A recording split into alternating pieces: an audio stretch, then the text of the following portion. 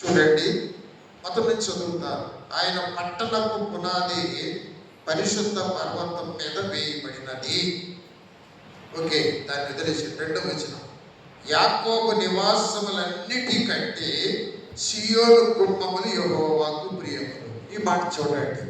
అబ్బాయి చాలా చక్కగా చెప్పాడు. వాక్యానుసారముగా నేను ఆత్మీయంగా చెప్తాను. యాకోబు పట్టణం ఏంటి, సియోను గుమ్మం ఏంటి? ఏమండి, మీరు కొంచెం ఆలోచించాలి. యాకోబు జనం ఎవరు, సియోను గుమ్మం ఎవరు? హల్లెలూయా, హల్లెలూయా. దీనికి ముందు సియోను అని అర్థం అవడానికి ఒక చిన్న వచనం పాడతాను.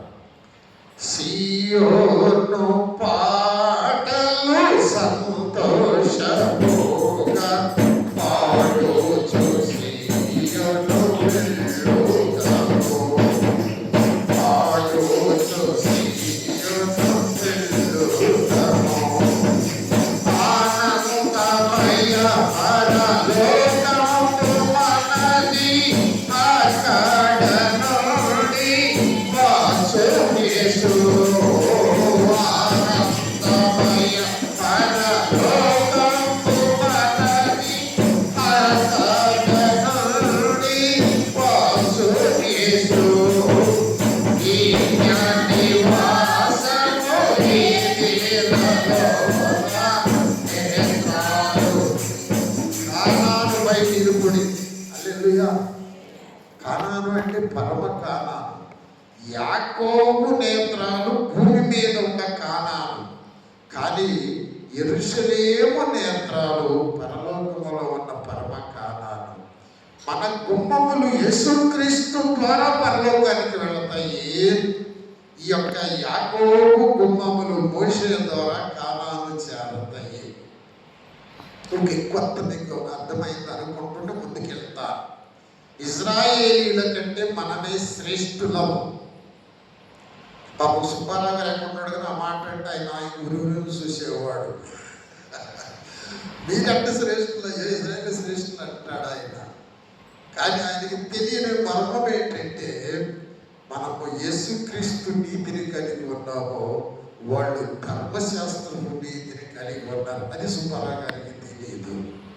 ఇజ్రాయేలీలు ధర్మశాస్త్రపు నీతిని అనుసరిస్తే వాళ్ళు దేవునికి ఇష్టంగా బ్రతుకుతారు. నీవు నేను యేసుక్రీస్తు కృపలోనికి వెళితే మన పర్లోక రాజ్యం వెళ్తాం. దాన్ని 2 మాటలు మీతో చెప్తాను. కృపలోనికి వెళ్ళడం ఎట్లాగో, దానికి ముందు మన మూటలు ఎక్కడి నుంచి వచ్చినాయో. ఓ హల్లెలూయా. నా మూట, నీ మూట ఈ లోకంలో మన దేశంలోని ప్రతి ఒక్క ఓటలు ఎక్కడి నుంచి వచ్చినాయండి? ఈ మాట మీకు అర్థమైందా? మన ఓటలు ఎక్కడి నుంచి వచ్చినాయి? చూడండి, ఇక్కడ ఉంటుంది 4వ వచనం. 3 దగ్గర చూద్దాం. దేవుని పట్టణమా. ఎవరా పట్టణమో? నువ్వు నేనే. ఒకడు నీటి మూలముగాను ఆత్మ మూలముగాను జన్మించితేనే కానీ దేవుని రాజ్యములోనికి ప్రవేశించడు. ఒకడు క్రొత్తగా జన్మించితేనే కానీ దేవుని రాజ్యమును చూడడు. ఆ రాజ్యంలో చాలా పట్టణాలు ఉంటాయి. ఆ పట్టణంలో ఈ సజీవరాలతో కట్టబడుతున్న సంఘం ఒక పట్టణం. హల్లెలూయా. ఈ పట్టణాన్ని గురించి మనుషులు ఏమని చెప్పుకుంటారంటే, నిన్ను గురించి మిగిలి గొప్ప సంగతులు చెప్పుకుంటారట మనుషులు. అరే, రాజ్యం కాలేలో ఎంత గొప్ప సంఘం ఉందా, ఎంత గొప్ప చర్చి ఉందా, ఎంత చక్కని వాక్యం ఉందా, ఎంతమంది విశ్వాసులు ఉన్నారని ఈ పట్టణాన్ని సంఘాన్ని గురించి చెప్పుకుంటారంట. ఒకప్పుడు ఈ కాలనీని గురించి ఏమని చెప్పుకున్నారంటే, 4వ వచనంలో ఉంటుంది, రాహాబని చెప్పుకున్నారంట, ఐగుప్తని చెప్పుకున్నారంట, బబులోను నాకు పరిచయములని తెలియజెప్పుచున్నారు. ఫిలిస్తీయ, తూరు, కూషును చూడు, వీరు అక్కడ జన్మించారని చెప్పుకున్నారు. ప్రతి జనము దానిలోనే జన్మించిననియో, సర్వోన్నతుడు తానే స్థిరపరిచిననియో సియోనును గురించి చెప్పుకుందరు. హల్లెలూయా. చెప్పినా మీరు అర్థం చేసుకోవడానికి మ్యాక్సిమం మీ పిల్లలు వాడండి. మారాను పోలిన చేదైన స్థలములకు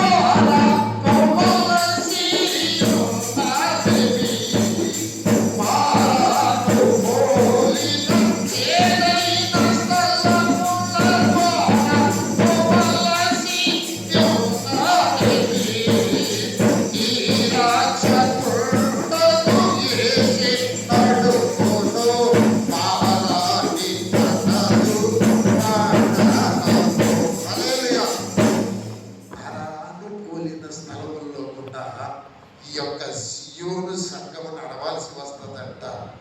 వాళ్ళు ఆ దినాల్లో ఇశ్రాయేలీయులు మారా దగ్గరికి వచ్చారు. గుర్తు నిండిపోయిందని తప్పలా అంటున్నారు. నాలుకలు కరుచుకుపోయి ఒక చుక్క నీళ్లు దొరికితే బాగుందంటే ఎట్టయితే ఒక కుంట ఒక చెరువు దగ్గరికి తీసుకెళ్ళారు. అక్కడ చూస్తే నీళ్లు దొరికినీరమ్మా అందరూ ఆ దోషులతో నీళ్లు తీసుకుంటే అవన్నీ చేదుగా విషంగా ఉన్నాయంట. హల్లెలూయా, హల్లెలూయా. మన జీవితాల్లో మరాలాంటి సందర్భాలు వస్తాయి, కానీ యేసయ్య నిన్ను నడిపిస్తాడు. నా వైపు చూడండి, అందరూ ఎవరు మనల్ని నడిపిస్తారండి? యేసయ్య నడిపిస్తాడు. మన మూటలు మన జనాభా లెక్క తీస్తే 6వ వచనం చూడండి. యెహోవా జనముల సంఖ్య రాయించినప్పుడు ఏమనుంది అక్కడ? ఈ జనము అక్కడే జన్మించదని సెలవిచ్చుదురు. అందరు నా వైపు చూడండి. ఓ హల్లెలూయా. నేను ఎక్కడ జన్మించానో మీకు తెలుసా? పెదరాపూర్లో జన్మించాను. ఇశ్రాయేల్ గారు నువ్వు ఎక్కడ జన్మించావు? రాజనగరంలో లేదనా? ఇక్కడ కూడా ఒల్లోడు పాలనై ఉంటుంది. సుబ్బరాజు ఎక్కడ జన్మించాడు? అమ్మ మీ నాన్న ఎక్కడ జన్మించాడు? మీరు ఎక్కడెక్కడ జన్మించారు? మీ వంశం ఏంటి? మీ గోత్రం ఏంటి? మీ కులదైవం ఏంటి? మీ గురువేంటి? ఏ ఓటలో నుంచి నువ్వు వచ్చావు? రహాబు ఓట. ఒకసారి మత్తయి సువార్త ఒకసారి సహాయం చేయండి. మత్తయి సువార్త 1వ అధ్యాయం 2వ వచనం దగ్గర నుంచి ఆశీర్వాదం తల్లి చదువమ్మా. మన ఓటల గురించి చెప్తారు. అబ్రహాము ఇస్సాకును కనెను, ఇస్సాకు యాకోబును కనెను, యాకోబు యోదాను అతని అన్నదమ్ములను కనెను, యోదా తామారు నందు పేరేసును జెరాహును కనెను, పేరేసు ఎస్రోనును కనెను, ఎస్రోము ఆరామును కనెను, ఆరాము అమ్మినాదాబును కనెను, అమ్మినాదాబు నయోసోనును కనెను, నయోసోను సల్మానును కనెను, సల్మాను రాహాబు నందు బోయాజును కనెను, బోయాజు రూతు నందు ఓబేదెదును కనెను, ఓబేదు యెషయిని కనెను, యెషయి రాజైన దావీదును కనెను. ఓకే అమ్మ, అందరు నా వైపు చూడండి. అందరు నా వైపు చూడండి. మీ ఆయన్ని కన్నారా? పిల్లల్ని మీరు కన్నారా? అంటే చెప్పేవాడు మీకు అర్థమైందమ్మా? ఏంటి వీళ్ళంతా కూడాను అబ్రహాం ఇస్సాకు కన్నాడంట. ఏంటమ్మా?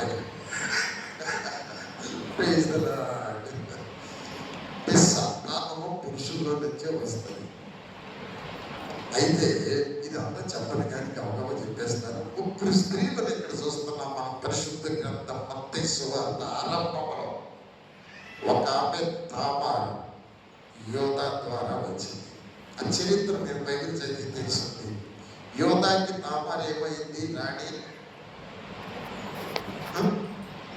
నాకు తెలియదు. ఓకే ప్రిస్కిల్లా, యోదాకి తామారు ఏమైంది? భార్య అయిందంట. ఆశీర్వాదం. యోదాకి తామారు ఏమైంది? మనకి బైబిల్ ఎంత టచ్తో చాలా క్లియర్గా అర్థమైపోతుంది. దేవునికి స్తోత్రం. కోడలైంది. ఏమైంది? వదిలేసేద్దాం. తామారు నందు పెరసు జరగ వచ్చారు. ఆమె కోడలు. ఓటలు చెప్తున్నాను. ఓటలు. తర్వాత ఇంకొక స్త్రీని చెప్పాడు.